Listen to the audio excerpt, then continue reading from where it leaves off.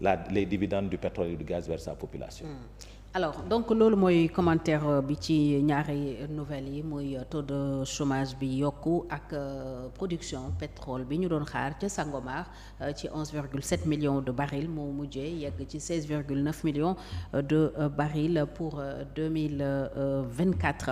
Adama ñu ñëw ci wàllu politique actualité bi démb ak tey nekk surtout ci kàddu yi Emmanuel Macron yëkkati ci base militaire étrangère yi notamment française yi fi war a jóge ak tontu bi ko premier ministre Ousmane Sonko indil fàttali ko aussi li Afrique def pour la France lan mooy sa commentaire sa avis ci coow boobu. C'est-à-dire la question des bases militaires françaises en Afrique su ñuy interroger toute l'histoire ça a été soulevé par Sarkozy.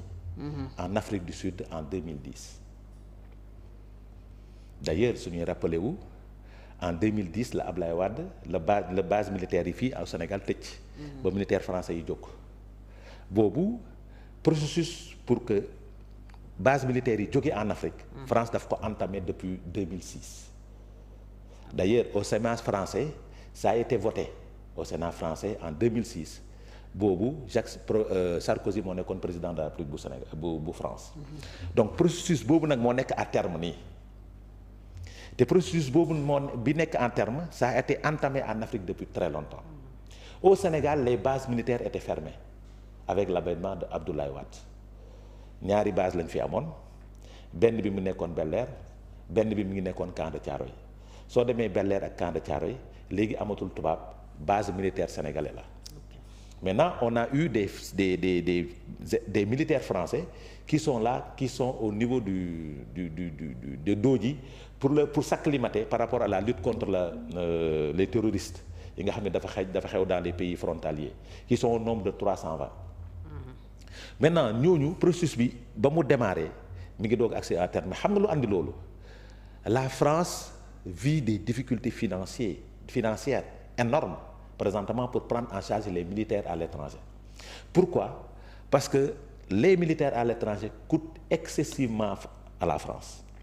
Parce que da ngay jël fonctionnaire bi jógee Sénégal dem di liggéeyi Europe ni muy coûter cher à l'État du Sénégal noonu la fonctionnaire militaire bi jógee France dem di liggéeyi en Afrique noonu lay coûter cher là c'est-à-dire un militaire coûte 3,5 fois plus cher qu'un militaire qui est en France.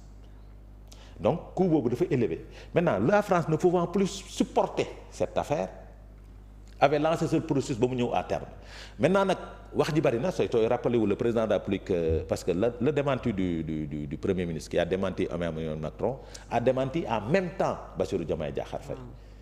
lu tax ma wax ko parce que Bassirou Diomaye Diakhar Faye le président de la République du Sénégal dans une de ses déclarations waxoon na ni mi ngi xool moom ak France comment ils vont faire pour que militaires yi jóge fi donc ça veut dire que waxtaanee nañ ko. Parce que le président ivoirien a dit une libération concertée et organisée. Donc la libération waxtaan am na le rapatriement de l'armée française des militaires français dañ ko waxtaanee. D'ailleurs le premier face à face la première face à face entre Macron et Bassirou Diomaye waxtaanee nañ loolu ba mu dellu see voyage boobu ci la wax ni naka la ñuy def on va se concerter pour voir comment nous allons faire pour que leneen am ci.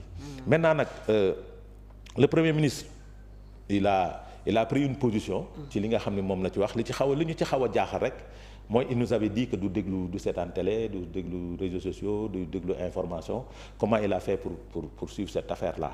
Mais en tant qu'autorité aussi bu toll ni moom certainement am na ñu koy informer. Oui mais il est censé être quand même parmi les plus renseignés de ce pays. c'est-à-dire la communication de Macron s'est passée dans les réseaux sociaux ñun ñëpp fa lañ ko jotee. Non, pas forcément. Et au niveau des médias français. Oui. Au niveau des médias français. Mais ki ñu jaayoon nañu du seetaan télé on s'est posé la question comment il a fait pour écouter ça mais tout ce qu'il y a lieu de reconnaître dans cette affaire li ñuy saluer mooy le départ des militaires français maintenant nag am na limite yu ci ne. yan limite la xam nga lu tax ma ne la am na limite yu ci ne man dafa am loo xam ne dama ko dund man personnellement au niveau de la Médina yaa ngi fàttali ko immeuble bi daanu woon Médina. immeuble bu mag boobu daanu woon rue 37 sama gannaaw kër la pour foofu pour ñu sauver ci fa nekk régler ce problème il a fallu que l'armée française intervienne. Ça c'est la première chose. Deuxième chose, dans le cadre des inondations en 2012 j'étais accompagné par l'armée française au niveau de Guinaw Rail pour ñu mën a régler la question des inondations au niveau de Guinaw Rail. Maintenant nag est-ce que l'armée sénégalaise a été très bien formée pour pouvoir assurer la relève xawma, mais ils ont été très bien formés. Donc loolu mooy le revers de la médaille. Le revers de la médaille par rapport à doon taxawee. Maintenant dans le cadre de la formation de nos militaires, si la France retire, parce que France fii la doon former nos militaires, fii lañ leen doon former dans le tas d'habitude soo demee à Thiès ak yooyu fa nga leen gis ñu leen di accompagner pour la formation.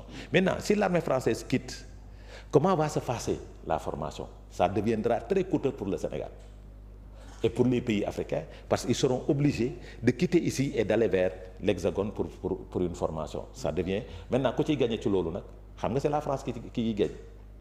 La France qui perdait quand ces militaires étaient là va gagner quand les militaires vont sortir, parce que les pays auront besoin de formation, parce que fii ku ci yem ak benn niveau rek da ngay dem CIRN pour compléter sa formation. Tu vois, beaucoup de généraux sont passés par les écoles militaires françaises, par les écoles militaires américaines et les écoles militaires marocaines. Donc ñooñu foofu la ñu jaar. Donc foofu France dina ci gagner sur le plan économique, parce que la formation benn coût la boo xamante ni état du Sénégal dina ko def par rapport à ses généraux. Donc pour la libération de l'armée française, tout le monde applaudit, tout le monde salue.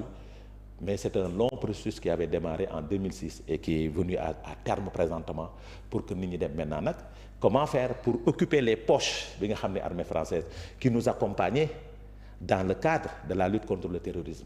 C'est vrai, le président de la République, lors de son discours bii passé 31 décembre, il avait demandé au ministre des Forces armées de lui faire des propositions sur les types de partenariats que nous allons avoir avec les pays, la Russie, la France, avec les pays dans le cadre de la sécurisation de nos frontières.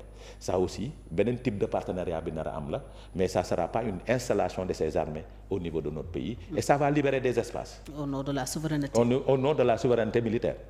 Voilà. Alors Adama, bu loolu weesoo itam am na coow bu fi am wala coow yu fi am concernant les nominations yi nga xam ne président de la République moo ko def bi si mujj mooy bu soxal docteur Awa Bokarr Ly soxna soosu ñu tabb ci conseil national de régulation de l'audiovisuel, ñu ne kooku dafa doon yàq démb musiba Ousmane Sonko ak projet bi. Donc tey bu ñu ko tabbee xeetu saaga la pour les militants du parti PASTEF. Comprendre nga seen posture? C'est-à-dire Fatou xam nga moi je ne discute pas les nominations du président de la République. Okay. Man formation républicaine bi ma am, pouvoir bi nga xam ne constitution bu Sénégal moo ko conféré à un chef d'État, man musuma nangu di si discuter. Pourquoi? Parce que j'ai une bonne formation républicaine d'État et j'ai une bonne formation politique. Maintenant si on analyse la chose par rapport fan la coow li jógee, coow li mi ngi jóge ci benn parti bu tudd PASTEF. Parti PASTEF lan la ko Sénégal xamee? Dénonciation, contestation, n'est-ce pas?